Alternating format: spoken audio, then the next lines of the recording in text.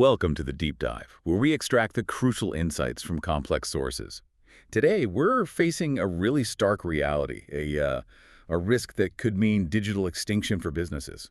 We're diving into business continuity and disaster recovery, BCDR. Yeah, and we have to start with a number that's frankly pretty unsettling. Our sources show that over 77% of companies, they're just not ready. They either don't have a proper DR plan or they lack the actual resources to make it work if something happens. 77%.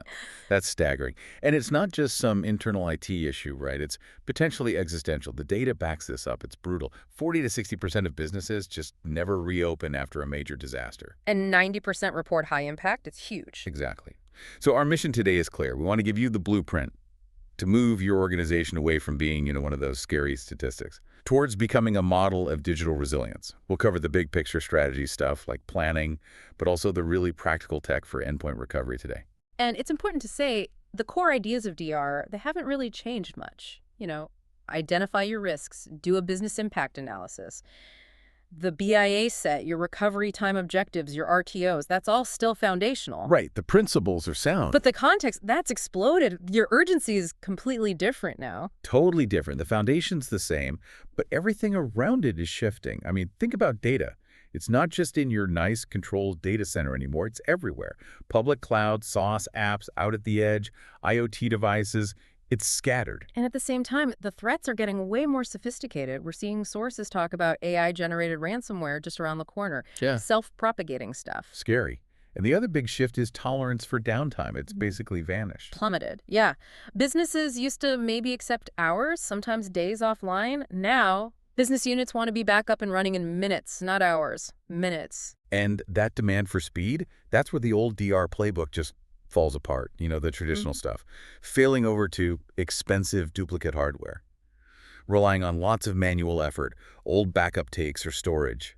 Even the sort of newer options like virtualization or just basic cloud services, they often have their own issues. Failover latency, you might only get limited functions back and the costs can suddenly spiral. Unpredictable.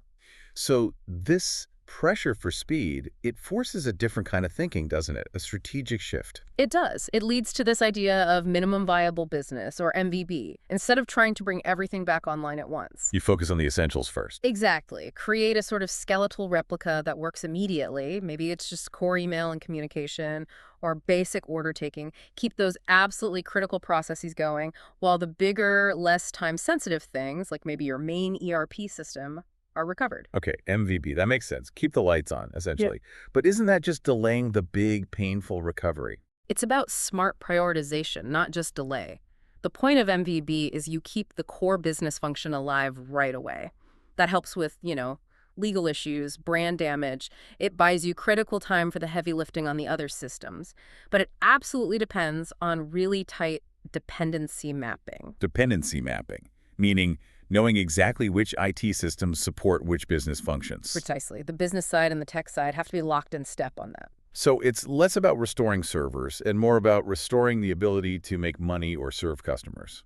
That feels like a conversation that needs C-level attention. And historically, DR hasn't always gotten that top-level focus, has it? Well, it's actually some good news here. Our sources show DR and BC planning. They've shot up the priority list for Chief Information Security Officers, the CISOs, a big jump in just 1 year. And it's because the C-suite is worried now. They're worried about compliance fines, lawsuits after downtime, and just, trashing the company's reputation. And when the bosses pay attention, funding often follows, right? We saw data, I think it was 37% expecting more budget for resilience this year. That's right.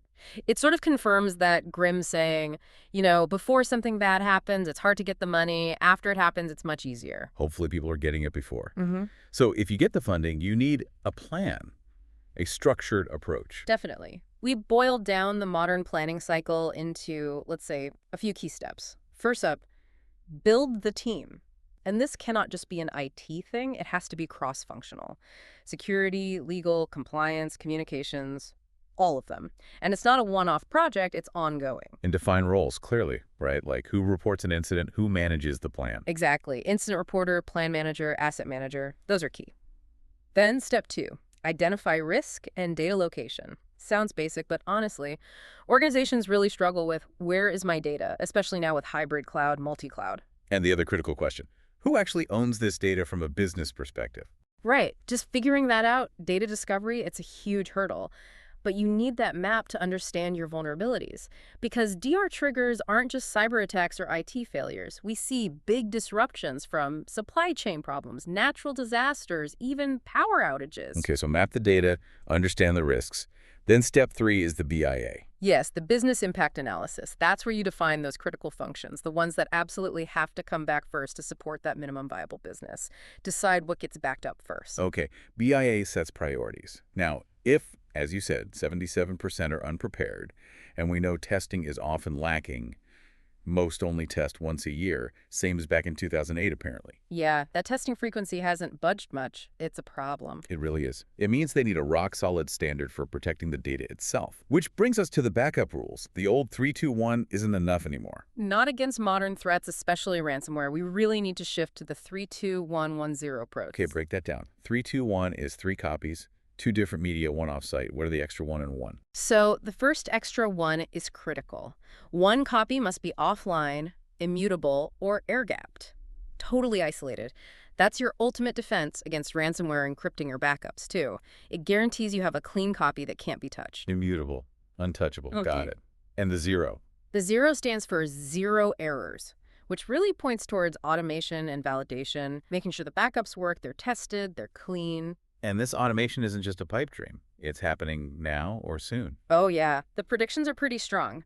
By 2029, sources suggest 90% of backup platforms will have generative AI built in, helping manage things, maybe even predict issues. Wow, 90%. And even more advanced, maybe 35% of enterprises are expected to use agentic AI by then.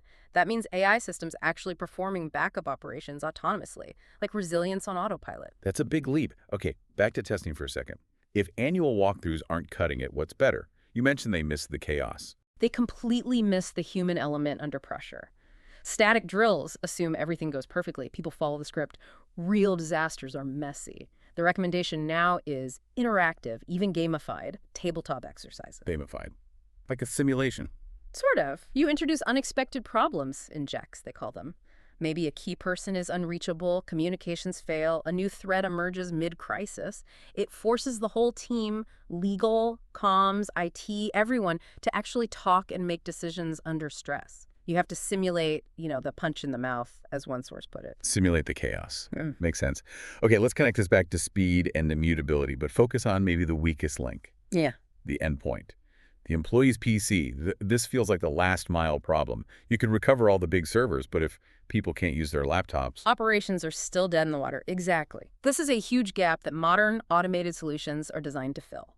We need zero-touch PC disaster recovery. Tools designed to rebuild those endpoints incredibly quickly and completely. And quick means really quick, like faster than getting a cup of coffee. Pretty much. We're seeing solutions that can rebuild a single PC or a whole bunch of them, or even the entire company's endpoints in, say, under 30 minutes. Often the target is actually closer to 15 minutes for a full rebuild, start to finish.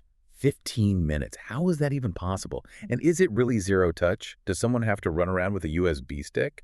No, the key is the automation and its ability to work remotely, even if the main corporate network is down or compromised. The recovery has to function independently.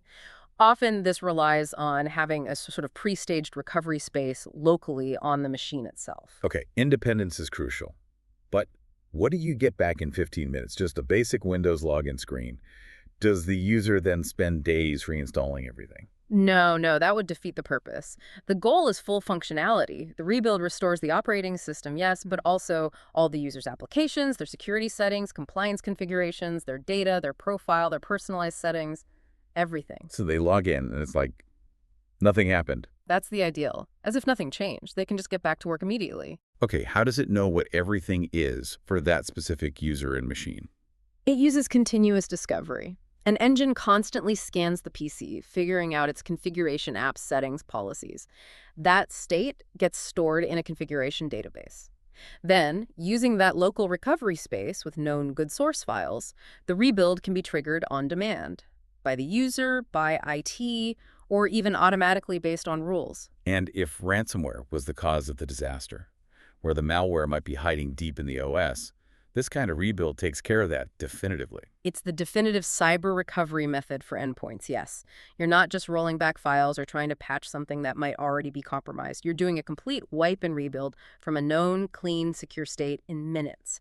Ensures the device is clean, compliant, secure right from the OS root. Okay, this speed, this automation, this structure, it feels essential everywhere, but maybe nowhere more than in high-stakes environments. Let's talk healthcare, because there, downtime isn't just about lost business, it's about patient safety. Absolutely. In healthcare, resilience isn't just tech, it's clinical care. Your plan has to go beyond the server room. Do nurses still have access to paper charts if the network is down? Prescription pads, basic supplies, that kind of continuity planning is vital. In cyber threats targeting patient records, the EHR systems, they're severe. A traditional DR plan might not cut it after a major breach. Right. Relying on older plans could mean you're down for 30 days or more after a bad cyber incident. Healthcare really needs a dedicated cyber-specific recovery program. Which means even more structure. Definitely. Right. Highly structured. Sources talk about models like the CDW rebound framework. It starts with tiers of applications based on criticality. Tier 0 is the absolute bedrock. Active Directory, DNS, DHCP. If they're down, nothing works. The core identity and network services. Exactly. Then Tier 1 would be your critical clinical apps like the main electronic health record system, the EHR. So you define the tiers. Then how do you physically set up the recovery environment to keep things safe and allow for testing? You need distinct recovery zones, sometimes called landing zones. 3 main ones. First, a vaulted backup zone. That's where your immutable copies live. Secure, isolated. Okay, safe storage. Second, and this is crucial, the clean room. This is a completely separate, segregated environment. Its only job is for testing and validation. You restore backups here first to simulate recovery, check for infections, make absolutely sure the data is clean before you bring it into production.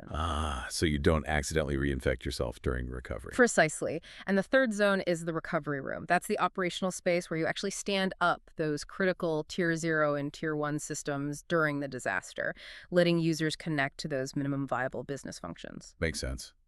But during a major crisis, especially if the network's dodgy, just basic communication and coordination must fall apart.